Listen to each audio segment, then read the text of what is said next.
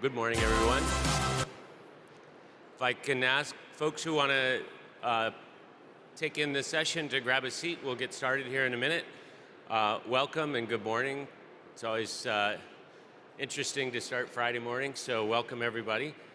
My name's Thomas Ostaba. I'm the Managing Director for Net Zero Cities, which serves as a mission platform, and I work for Climate Kick.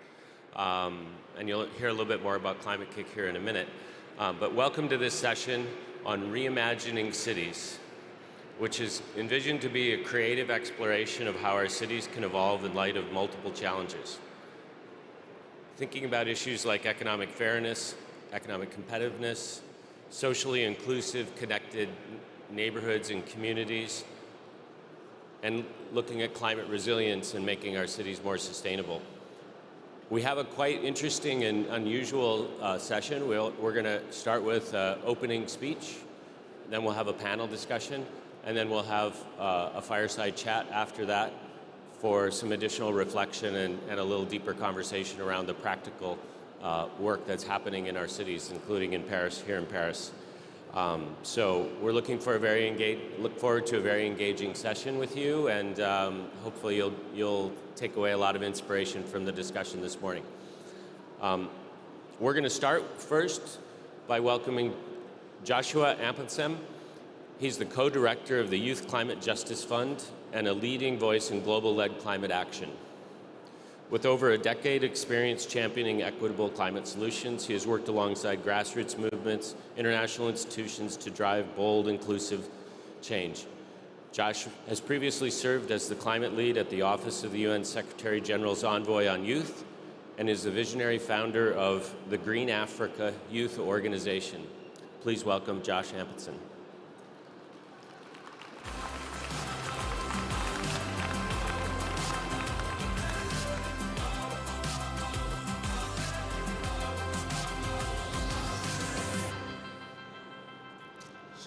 Hi, everyone. So I know we just got here, but I want to teleport you for a minute. The last time I visited my mom in Kejetia, which is the largest open-air market in West Africa, it was about 38 degrees Celsius. We were seated on a stool. My mom sells vegetables and fruits on the market, and you could feel the heat on our skin, the pain on the skin when you feel the heat. And you could also see the worry on my mom's face about the freshness of the products as they sit under the heat. And we were drained and exhausted out of that. But this is not just the story of my mom. This is the daily lives of about over 1 million women in cities across the world.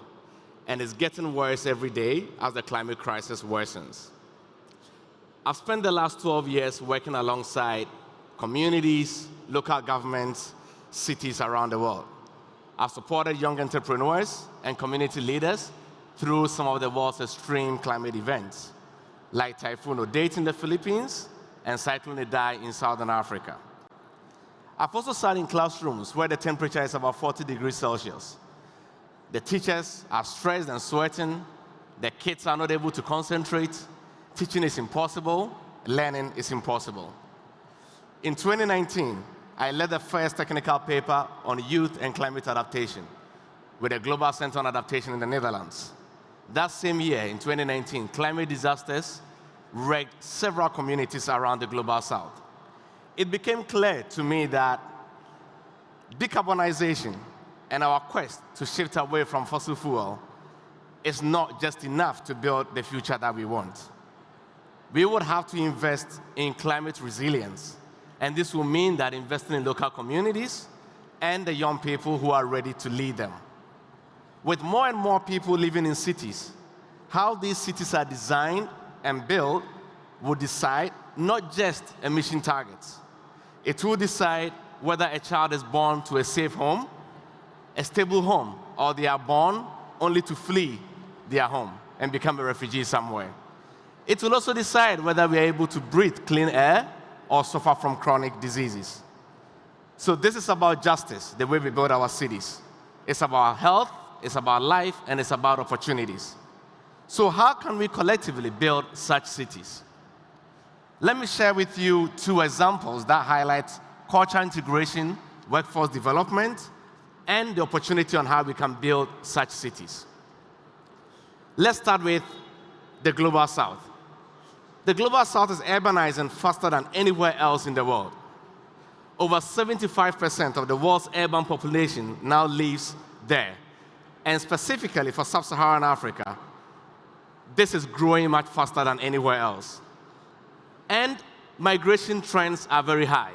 People are constantly moving to cities in search for better opportunities. But what they often find when they get to these cities is fierce job competition, unsafe housing, and rising inequalities, which in turn make them end up living in very unsafe environments, like the many, many slums and favelas that we have around the world, which are very, very much prone to the worst of climate impacts. And in the midst of this, as we try to solve this problem, we lose our culture. And I'll give you an example. In sub-Saharan Africa, the culture of shared outdoor spaces and spending time outside is very high. This is part of the fabric of society. We spend time outside, we talk to our neighbors, we cook together outside, we eat outside, we have community derbers outside. But as cities expand into concrete jungles, these spaces vanish. And as they vanish, it's not just the space that is vanished, it's the trust that people have in communities that are vanishing. It's the connection we have with our neighbors, and it's the very fabric of our society that vanish as we build cities. So for cities to become hubs of innovation and inclusive growth and share community perspective, especially for those who are the most vulnerable in cities, we need to think about the way we design cities for the most vulnerable, for those who are currently living in the slums, for the women and children who need to play outdoors, and for the women who need to sell outdoors. Urban development without cultural integration is a recipe for disaster and chaos. And we already know this because we already see the impact of people who live in slums. We see the impact of people who are constantly being flooded, who are constantly feeling the air pollution because the environment they live in is exposed to these threats. So, this is not just a development challenge when we think about reimagining cities. It's very much a justice issue for those people. I will share with you 2 quick examples. In Ghana and Sierra Leone, youth climate councils are working together with local governments to ensure that those very voices are integrated in local policies.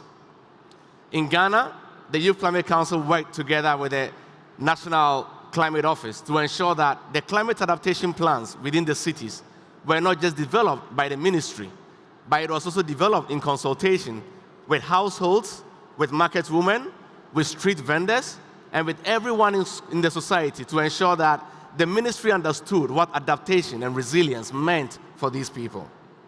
In Freetown, young leaders partnered with the mayor, Mayor Yvonne Akisoa, to launch a new initiative called Beat the Heat. This initiative was simply to say that heat is on the rise and it's a silent killer. And the work of organizations like Climate Resilience for All is to ensure that women particularly are able to find resilience for heat. What they did was to design a campaign that allowed the community to understand how to prepare for extreme heat. They also work with the communities to create green corridors in cities, where those who sell on the street can find shade. For people who spend time outdoors, like kids, can find shade. This improved the livelihood of people as they live through extreme weather events, like extreme heat. So for me, this is what inclusive planning looks like. It is about young people stepping up, communities stepping in, and governments stepping back to listen and give a space for communities to influence the way we design our cities. Next, I want to talk about something very close to my heart, workforce and talent. We fundamentally agree that the locally empowered workforce is needed to build a low-carbon future and resilient cities. But this cannot be achieved when the people who are closest to the problem are not trusted with resources. So how do we change this? And I'll give you some very simple statistics, which you can see on your screen now. Nearly 63% of all development funding that goes from the global north to global south countries end up with institutions in the global north.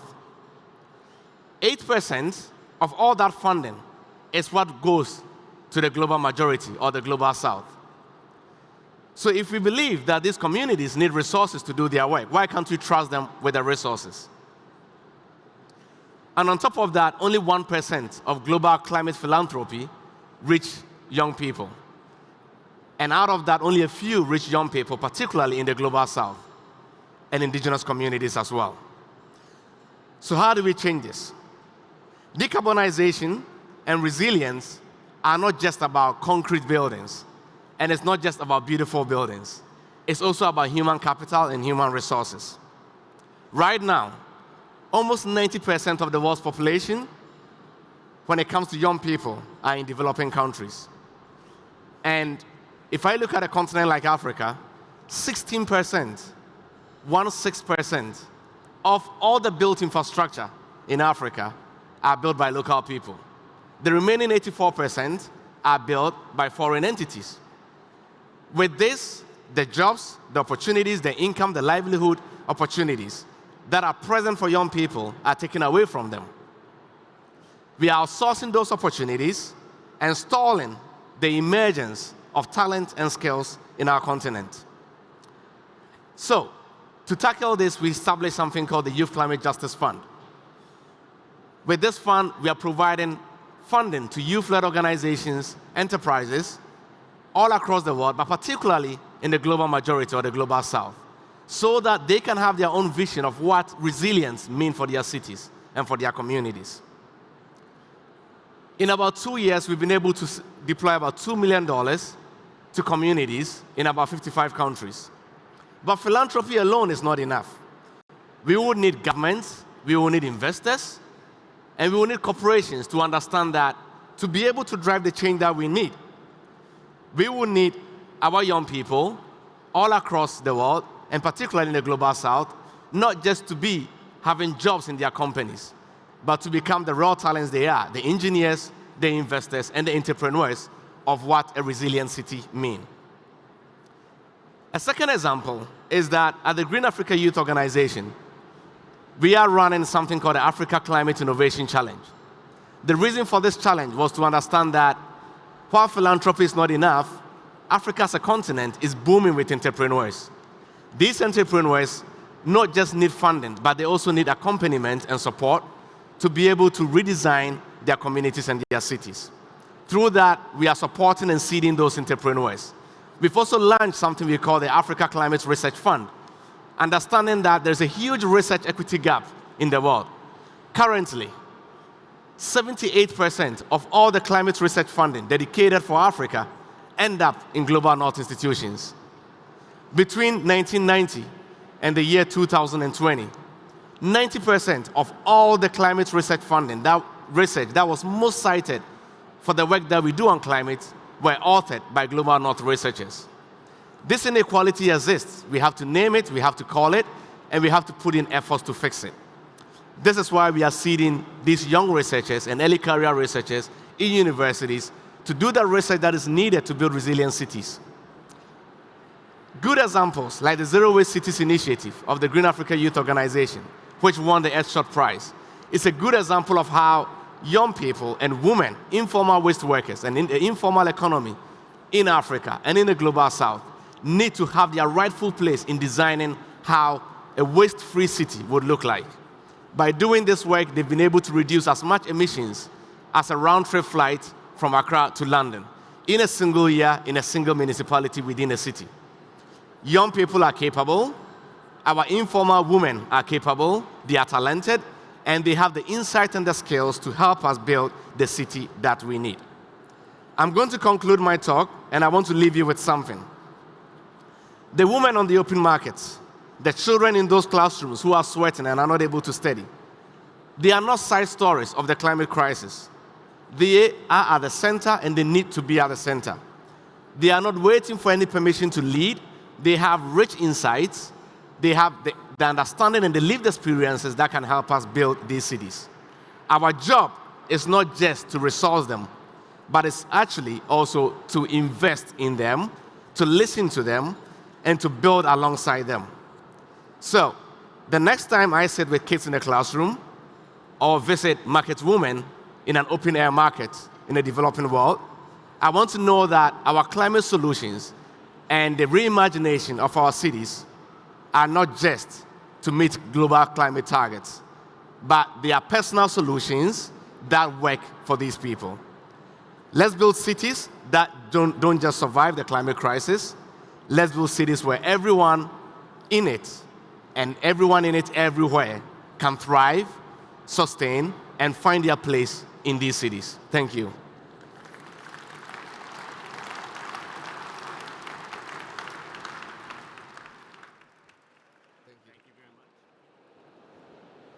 All right, thanks, Josh. I can't think of a better way to start this session.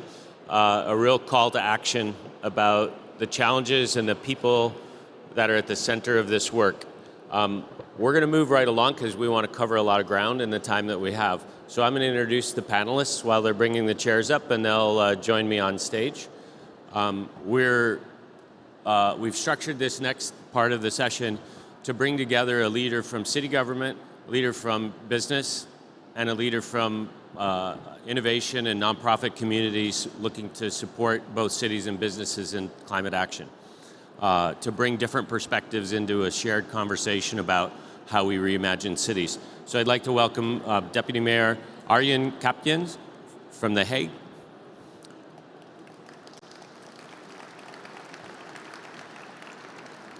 Before serving as Deputy Mayor, Arjen was already involved in local politics as a council member in The Hague for about 10 years. In 2017, he was one of the leaders of an initiative to establish the Hague Climate Pact, which has served as a precursor for The Hague's current climate agreement, which the city launched last year. Welcome, Arjen. Second, we have Benoit Bazin. Benoit is the chairman and CEO of Saint-Gobain here in France. Welcome. And we have Dr. Kirsten Dunlop, CEO of Climate Kick, where I work. Kirsten has been with Climate Kick for 8 years and is a founder of the Systems Transformation Hub, a partnership of organizations seeking to bring systems thinking and doing to Europe. She has extensive experience in academia, banking, insurance, and is a real driver of ambitious thinking and working together. So we're delighted to have them all here. So the structure of this is we've consulted together on some questions that I'll ask the panelists to begin to start the conversation. Hopefully this will all go well and we'll get into a bit of an exchange amongst the panelists as well. Are you able to hear okay? It's okay, all right. So let me start the first question, Arjen, with you. The Hague has developed its plans, and you're one of the mission cities in the European mission.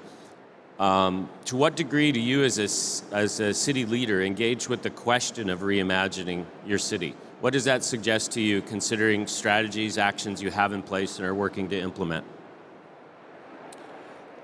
Thank you, and nice to be here. The Hague, we are the international city of justice and peace, and we also very close to the sea. We have 11 kilometers of coastline, and most of the city is below sea level. So we have a huge interest ourselves to become climate neutral. And as a city, we have the official target to be climate neutral in 2030. And we have this target for 15 years now, and we're still working on it. And to achieve this, I think it's really important to imagine our cities in general, not just as climate neutral cities, but as cities with a thriving environment, with clean air, healthy soil, biking lanes, beautiful parks and beaches. Climate neutral means, for me, healthy living, quality of life, places you want to be in. And I think it's really important to share this broader perspective, not just as a public administration, but work on this together with our residents, with local organizations, and also the private sector. When you have this vision together, you know what to work on together. And that's why I'm very proud in The Hague. We have the Hague Climate Agreement, where we have where we have partnerships for sustainability. And with this contract, we ask our community to develop climate deals which are projects we work on together with local parties to make our city healthier and more sustainable. And I give two short examples of climate deals. One of the climate deals goes about car sharing. There are a lot of residents in The Hague who have a private car and they don't use it quite often. So what we do in The Hague is we facilitate communities to share their cars, and which is of course more eco-friendly and also saves a lot of space which is really needed for example, trees or other functions in the city. And this climate deal is run by residents, and as a public administration, we try to facilitate by giving small subsidies or building networks, sharing experiences about car sharing, and that works really well. We have about 30 of these kind of projects already in The Hague. And another climate deal which is worth noticing, I think it's about district heating. We have to step from fossil fuel to other ways of heating our houses in The Hague. We have a lot of potential for thermal energy in our city, and which needs district heating systems. And together with our social housing companies and with building companies, we are working on about 1/3 of our city going from fossil fuel to district heating on thermal energy. So that are two projects we are working on within our climate agreement. Great, thanks very much. Excuse me. Thanks very much, Arjen. We'll come back to you in just a minute. I'll bring Benoit into the conversation now. Your company helps to build cities. As you think about the challenges and potential futures that we face, what does it mean to you in your role to reimagine a city? Well, first, I think we need to realize that within cities, we spend 90% of our time within buildings. So we should think about urban planning, but we should think about the building materials and the buildings themselves to provide, as Josh mentioned, safety, to provide thermal comfort, heat waves, winter, air quality, acoustics. So the well-being of the people within buildings is extremely important. It's true for private buildings, housing, and also public buildings, schools, hospitals, all the public buildings. What we do at Saint-Gobain, being the leader worldwide on light and sustainable construction, we provide light construction when it's time to build new buildings with much lower weight of materials, therefore less CO2. And there are many ways to build with light construction faster and better for big cities, notably in emerging markets. And second, renovation. So we provide the skills and the expertise of Saint-Gobain on both light construction, renovation, but taking care fundamentally of the well-being of the people and trying to help to be inclusive and being well adapted country by country. Thanks very much. I think we have a little bit of time. I'll dig in just a little bit more for you in the time, given the time we have here. Building design and construction sector has quite in-depth and complex relationships with city government.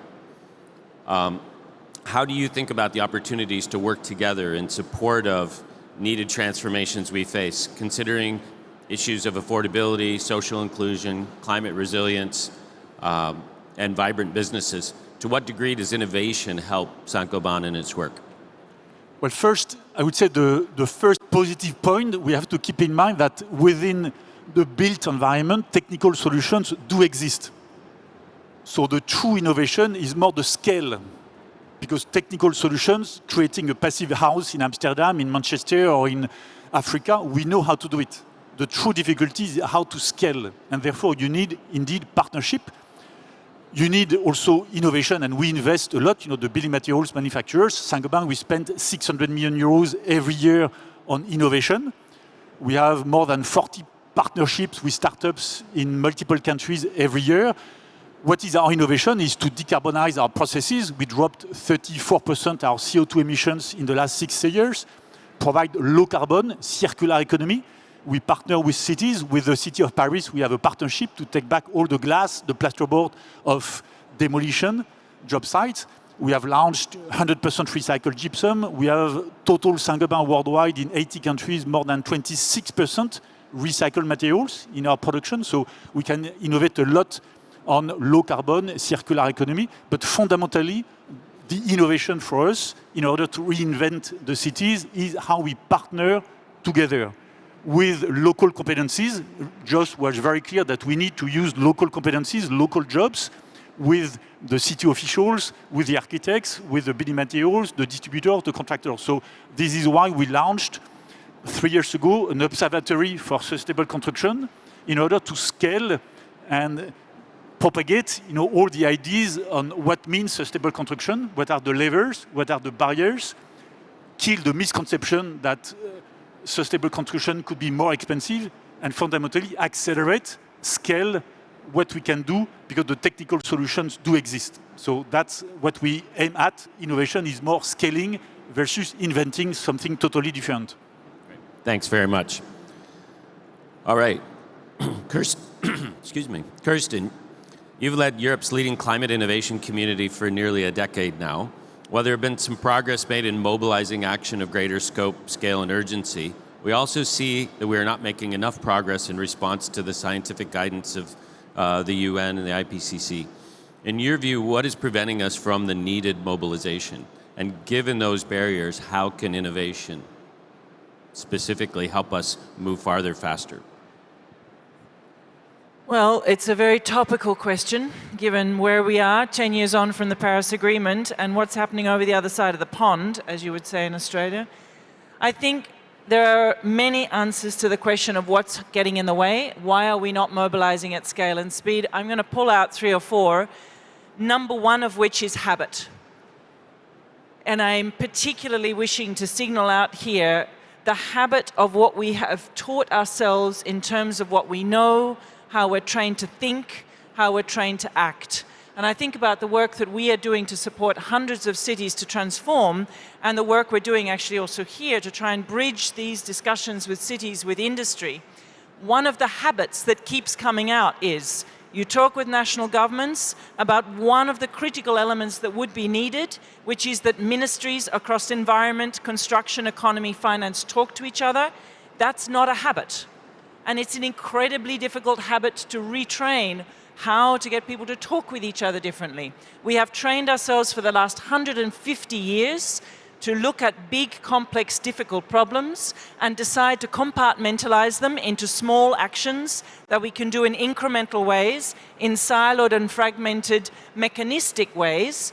And when confronted with the challenge that the thing we need to do now is not pull everything into bite-sized actions, but to work in holistic and systemic ways, you can see the body language. People step back and say, oh, but that's very complex, that's very difficult, that's very big. Our habits of how to act, how to think, how to collaborate are fundamentally out of sync with the need of what we need to do. So I think there's a huge issue of retraining our habits and retraining our habits to be significantly more capable of dealing with uncertainty and complexity. That leads me to the second major challenge that we observe in the practice that we are.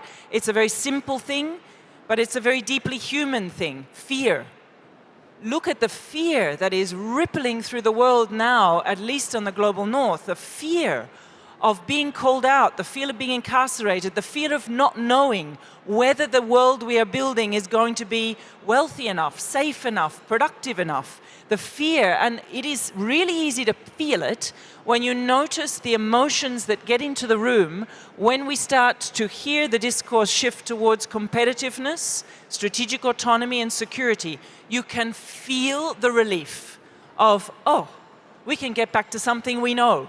We can work on competitiveness. We all know how to do that. That's good for business. The complexity, the difficulty of trying to hold a space, of working into the unknown, not so much the solutions, but the practices, the habits, the institutional arrangements, the organizational things. So I think there's something about understanding fear is really getting in our way, and I would link that to a third element, which is our emotional fitness for the change we need to do for ourselves.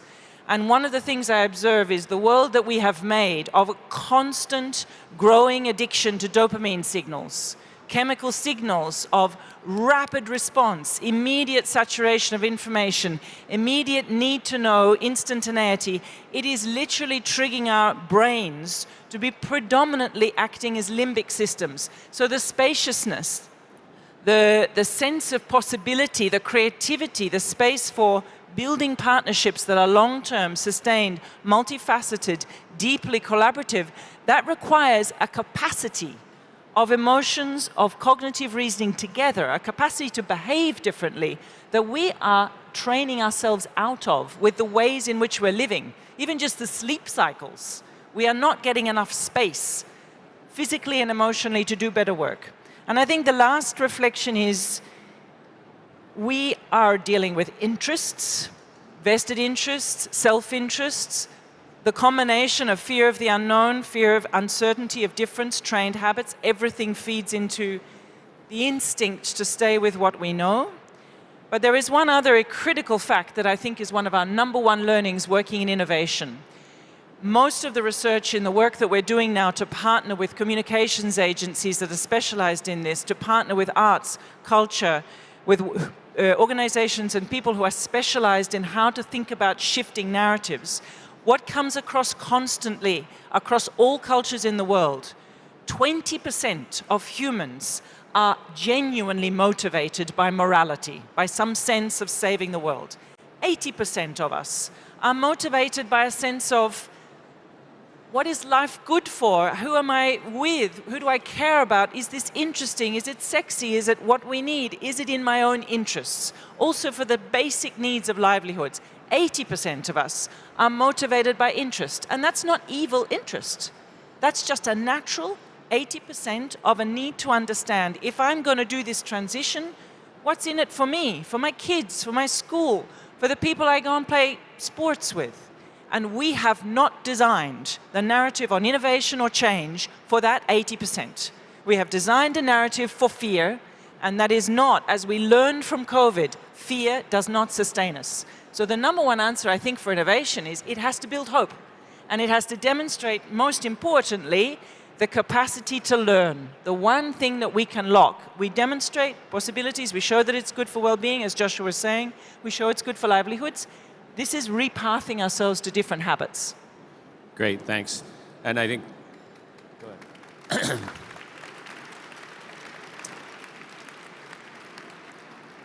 And I think that provides a very great connection to Josh's remarks to start us off here. And I think the next question it leads perfectly into for you, Arjen, which is, given that diverse set of drivers and motivations at a personal level and in our communities, it's difficult to reconcile those and bring them all together in a conversation with your citizens about change. So what are the drivers of change in your city in light of imperatives for climate resilience, economic competitiveness and well-being, social inclusion, all of those things? Again, stemming back to Kirsten's comments about it's not just about the analytical components of that, it's about the feelings and our understanding of belonging in our community and feeling safe, feeling like we're thriving, not just hoping to survive. Yes, I think one of the main starting point is not accepting the status quo. And I think many residents also in The Hague feel that. And I think we have not be afraid to give our residents more responsibility for the change they want for their own communities. Because residents, they know the streets and the neighborhoods best. They care about their communities and they care about each other. So we have to put them in front, and that's we have really good experiences with that in The Hague. But still, as Kirsten said, it is very difficult because change is not something that is part of being human. As being a human, you want to stick to what you know, and It's not always easy to have this kind of discussions. For example, when it goes to mobility and the space cars take in our cities, it are very difficult discussions. But when we accept, why would we accept the status quo that 80% of our public space is taken by cars, which only in The Hague 30% of the people use? And instead of parking cars, we could also make playgrounds and plant trees and make social spaces where people can meet. But that needs. What really makes a difference then is to have engagement of local residents. As a pushing factor for public governments to set the steps forward to make that possible. And that's and of course there are also people and strengths and stakeholders who are fighting against it. But we have to do this in a broader discussion, working towards the city we want to live in together. Great, thanks very much. So we have enough time to improvise here a little bit. I'm going to start, Benoit, with you and the question that you've already seen, so we can start with that. But then I'll ask Kirsten and Arjen to react to what he shares with a broader lens to how do we build support for collective action, because that's clearly where we need to get to. And so, Benoit, I'll start with you and say, if you were switching roles with Arjen and you were the mayor or deputy mayor, we won't give Arjen a promotion until he wins in the election, and assume the role of mayor, what would be one of the first ideas or actions you would put forward as it relates to this question of how do we build this shared future that we imagine? If you had a different hat on, how would you think about that? Well, first, I think being a mayor is a very important job. It's not an easy one, but it's extremely important because it's truly connected to the daily local life of all the citizens. And I think in a society, and not because you are here, Arjen, but it's the most important job. I would say two things. First, think long term. I remember interacting in 2017 with the mayor of Stockholm, because they have decided in 2017 to be carbon neutral by 2035. A bit behind you, Arjen, 2035. But it was a 20 years plan. So as a mayor, you can build a long-term vision for your city, for different suburbs, and bring stability, and therefore it gives confidence to build partnership, local partnership with all the stakeholders. You have local jobs, local contractors, local communities, everything. So long-term vision is for me of the essence. And the second, which is obvious as a role of a mayor, is be very local. Use the local resources, because again, you are not going to adapt, if I take France, Marseille in the south on heat wave, like in the Alps. You are not going to adapt in Ghana like in Canada. So it's very important to be local. Again, the technical solutions do exist, but be very local. And then you have a lot of levers on public and private buildings. But long-term stability, long-term vision is by far the number one, because then all the value chain can get organized. You can hire local jobs, you can build local circular economy, you can have the full partnership across the board. So that would be for me the most important. And you get confidence, and then you build the local narrative that I will bring benefits, and I will measure the benefits to the local citizens in terms of social well-being. So for me, that would be the number one criteria. Great, thanks very much. Kirsten, I'll let you build on that first. I think so. I fundamentally agree with that, and I'm thinking about we're talking about innovations, and particularly not so much the innovations of the individual solutions which we need, which unlock a sense of creativity, but the innovations in how you integrate them and the practices. One of the things that has really stuck with me all my life since I met him was a man called Leif Edvinsson, who used to run intellectual capital for Skandia. And he presented to me, when I was working for one of the big global insurers in Generali, a plan for how you could unlock the innovation in practice and process, both for long-term thinking, but also for this notion of how you combine deeply contextual, meaningful responses. And he said, if you look at the age of everybody who is in a management job. They are between 30 and 55, 60. So they are living life like this. They don't want to change everything. They have mortgages, school fees. They're worried about their life. But if you were to draw a kind of matrix between age and risk appetite, you would get a perfect smile curve. People in their 20s, teens, and people above 60, 70. So he said, it will cost you less if you take all of the people who are in the management jobs now and you pay for them to have a 10-year sabbatical to go and do what they want to do and explore the world. And in those jobs, you put a job share between the young and the older. And they will change the world. And I was thinking, now we are in a situation where we need to do intergenerational, hyperlocal, global, not by tokenism, but by design. But how would we structure for that? So we need innovation in new forms of arrangements and contracting and ownership models, intergenerational structures. That will get us a shift in the way we're thinking. Maybe just to interact on that, it's very interesting what you say, because within Saint-Gobain, we have 130 climate catalysts to push us even faster on decarbonization, and they are in their late 20s, early 30s. And it's driving a huge force within the group. It's exactly about change. That's perfect. And Kirsten, I'll pull moderator privilege and say, does that mean Josh gets to come work with me? Yes, that would be Right. awesome. Perfect. I'm old, he's young. It's a good combination. All right. Well, we have about a minute left. So Arjen, you speak for cities, quite literally your city. So you get the final moment here to reflect on what you've heard and think about what you need to build collective action and support for this future we're imagining. Yeah, thanks. Yeah, I think it is really important to find a common vision, and it has to be a long-term vision. I fully agree with that. And that, of course, it's always difficult being a political function, because in the Netherlands we have every 4 years elections, so that's my time scale. But it has to be longer. It has to be 10 or 20 years, and then we have to commit ourselves, listening and working together with every stakeholder in the city, including industry, including businesses, but also including residents and, of course, younger people as well.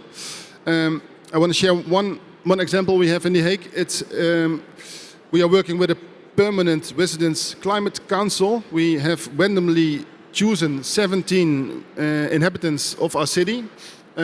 Also young people, of course, but also elder people and also people from all different kind of neighborhoods with all different kind of backgrounds. And they are asked, we ask them for advice, and they also can advise the city council and myself on topics they choose themselves. And that's a very practical and fruitful way to engage people and to commit yourself to the voices in the city itself. Great, thank you very much. And we're going to do a quick transition here. So one more time, let's thank the panelists for their thoughtful contribution to the session. Really inspiring to hear the business, nonprofit, and city sectors talking together about how to move forward in a collective way. So thanks very much.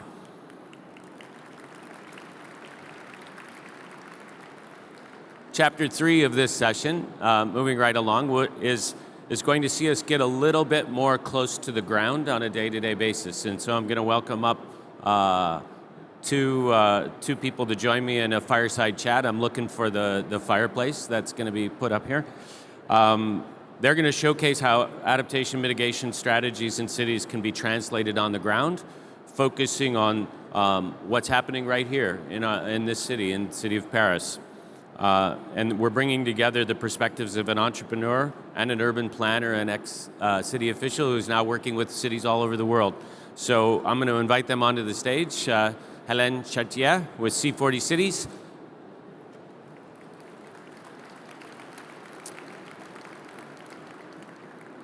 She's been part of C40 Cities and the Climate Leadership Group for about 8 years. One of her leadership roles is running the Reinventing Cities competition, so very on topic here, which delivers zero carbon buildings and resilient urban regeneration projects in cities globally. Prior to joining C40, Hélène, in her hometown, served at the city of Paris, notably as an advisor to Mayor Anne Hidalgo. Welcome, Hélène. And Eitan Levy, welcome.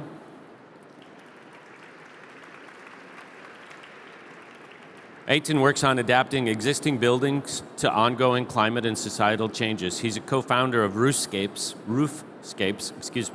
a venture launched at MIT and based here in Paris, through which he explores the mitigation of urban heat islands thanks to green and accessible rooftops over existing buildings.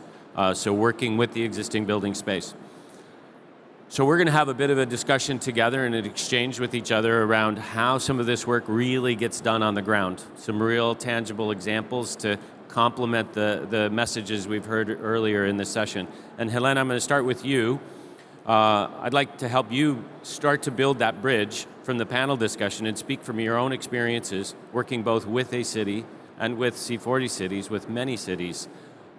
You've been helping reinvent the cities for many years, so how do we make big transformative ideas possible on the ground? Thank you very much, Thomas. I will try to answer this question as well by bridging a little bit what has been said before, because I thought it was actually very interesting. I want to say, I think it has been said before, I think we know the solution. We know most of the solution. We're still in innovation, but we know a lot of things. So I think what was said about the need of scaling and implementing is very important. And that's something, for example, at C40 that we are doing quite a lot right now. All of the cities part of our network have no climate action plan based on the objective of the Paris Agreement, which is already important. A lot of nations doesn't have it. Cities have that, so they know what are their actions, both in terms of adaptation and mitigation. So the question is now how we implement, how we mainstream. Because a friend of mine once told me, you know, climate action plan is great, but it's a slide deck, which is a little bit cynical, but a little bit true as well. It's just vision, intention, action. So how we basically implement. And there is a few tools that I think are very important for this. The first thing is working with city to embed the action, the projects they identify into their legally binding policies. And in that sense, for example, and I'm working quite a lot on this, urban planning policies is probably the most powerful tools that city have that will basically lead to change in every project across the cities. And most of the cities include in their urban planning framework the building codes, actually. So we are now working with all of the cities in our network to basically identify the land use policies that could basically transpose the objective of their climate action plan into these enforceable documents and policies. This is very important. The IPCC report mentioned that by adopting right now a better urban planning document and frameworks, we could reduce emission by 25%. And Paris, actually, if I do the bridge with my previous life in Paris, has just done it with some very interesting solution, like you need now to explain before why you need to demolish. It's not like you can demolish easily. You need to explain why it's impossible to do another project.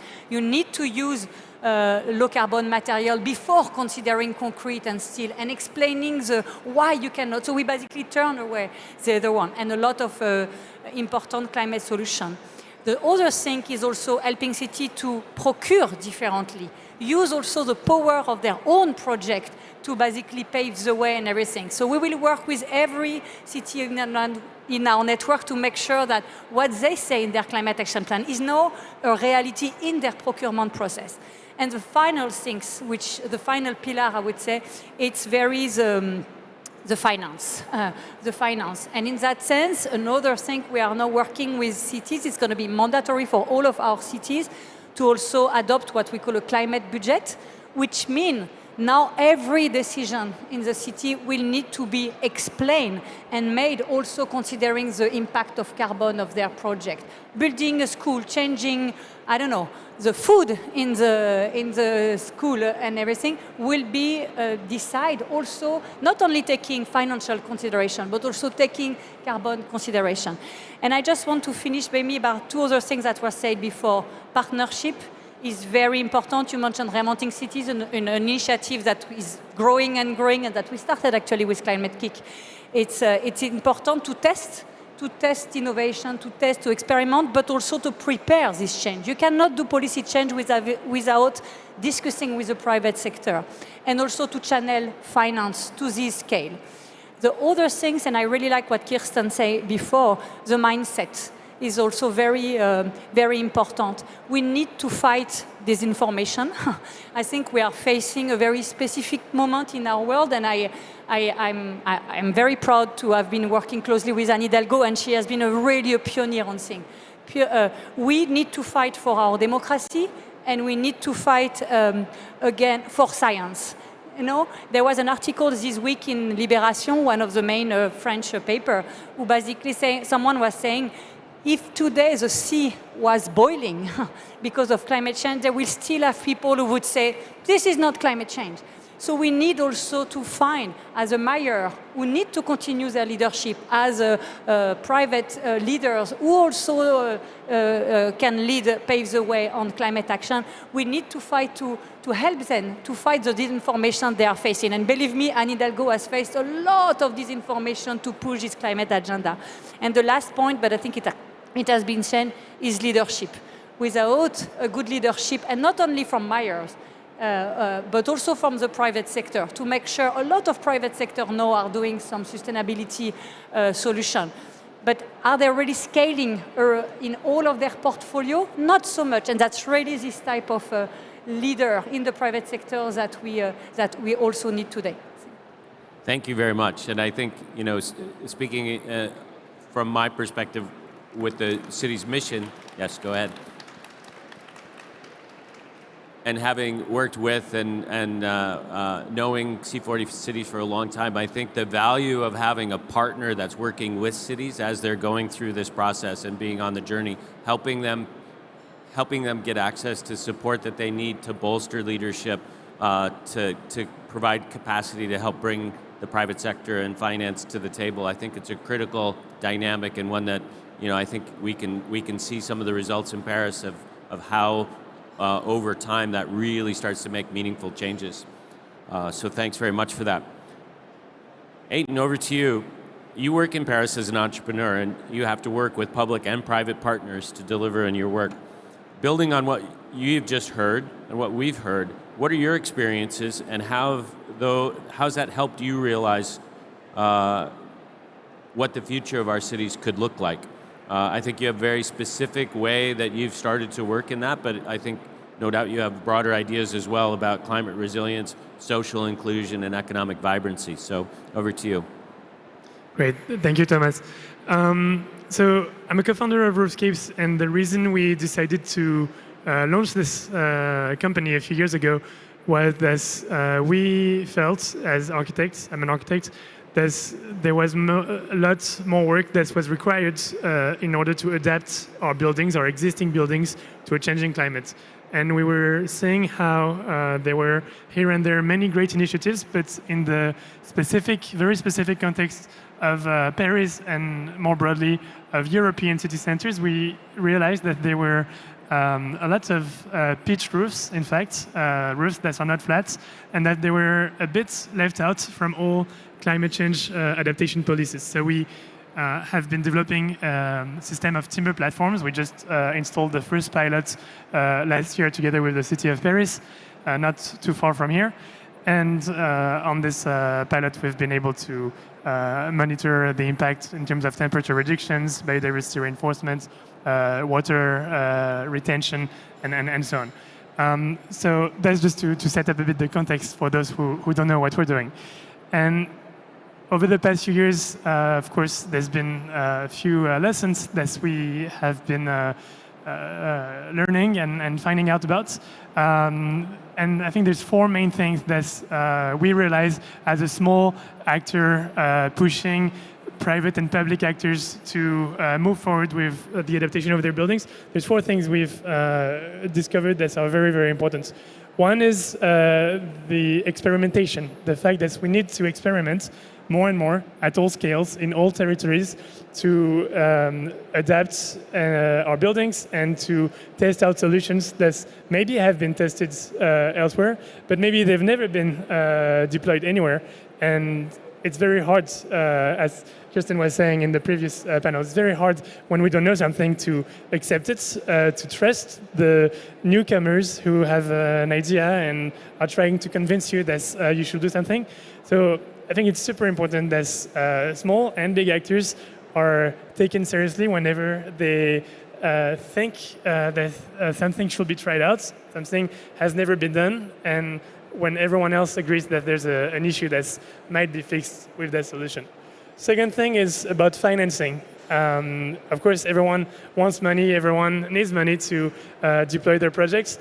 But I think whenever we're talking about climate change adaptation, about biodiversity reinforcement, and all these ecosystem issues that are not very easy to quantify in terms of economic output, I think it's very important that the building owners, the public actors, the large companies that will be eventually paying for the implementation of those projects on their buildings, on their territories. I think it's very important to perhaps understand that you won't be able to get the exact same returns, the exact same profits that you used to get for the past 50 years. I think we, of course, have to get a little shift there to understand how non-financial benefits can be accounted for, and that if you want to do something, if you want to have more biodiversity on your building, you will need to invest in something. It won't just magically appear, and you won't have a thriving ecosystem on your roof if you don't pay for it in some way. Then there's something very important, I think, about copying. I think we need to understand that a lot of the solutions that we will need to deploy already exists somewhere. Perhaps in the case of heat wave adaptation, they might be coming from places a bit more in the south than where we are located. And of course, it's super important to have local and site-specific solutions. I'm totally on board with that. But I also think we need to integrate some knowledge from other places and accept that a city that has been looking the exact same way for 150 years, whenever one parameter like climate is changing, then we need to adapt a bit the whole situation. And we need to look at what's being done, for instance, in the case of Paris. We need to look at the south of Portugal, where there are really, really great solar protections in the streets that don't exist yet in Paris, but perhaps will need to arrive eventually. And so this notion of copying, I think it's really, really important for all private and public actors, especially the ones who authorize projects, who give building permits and authorizations. I think it's really crucial that we accept that things will have to change a bit if we want to accept. We cannot, if we want to adapt, we cannot keep things the exact same way. Otherwise, there will be no adaptation. And the last thing, it's about combining. It's really something we've come to realize after working on a roof adaptation for a few years. You can, of course, decide that you will adapt to one issue. You will adapt to heat waves in the summer. You will adapt to water and heavier rains in the fall or in the spring. But if you're able to do adaptation strategies that combine all these several solutions to all those issues that you are somehow checking boxes for the summer, for the winter, for the heat wave comfort, for the times where it's very cold, where you have too much water, where you don't have biodiversity, I think it's so much better. And so there are, of course, solutions that exist to combine the way we have an impact on building and city adaptation. but sometimes it's a bit more expensive than the simplest solution that will just fix an issue for 2 months in the year, but not for the whole periods. There are other issues we need to address. And so, yeah, this notion of combining for us is also super, super important. Thanks very much. I think that's a great illustration of very practically how to problem solve, how to work through new ideas, bringing them into being, and thinking about ways to learn through that process. And Helen, maybe just to build on that, and your your experiences with reinventing cities, which really is about providing partnership and creating more space, more room, more support for experimentation. It'd be great to just sort of hear your reflections on that. And then the second point, which would be one of the things we haven't talked about, one of the features which C40 and all the city programs really try to value, which is cities learn together, they learn from each other. And so as you think about some of the specific work that Aidan's been doing and your experience with reinventing cities around experimentation and learning, what are some of the observations you think are most salient towards this notion of taking bolder steps forward into the future?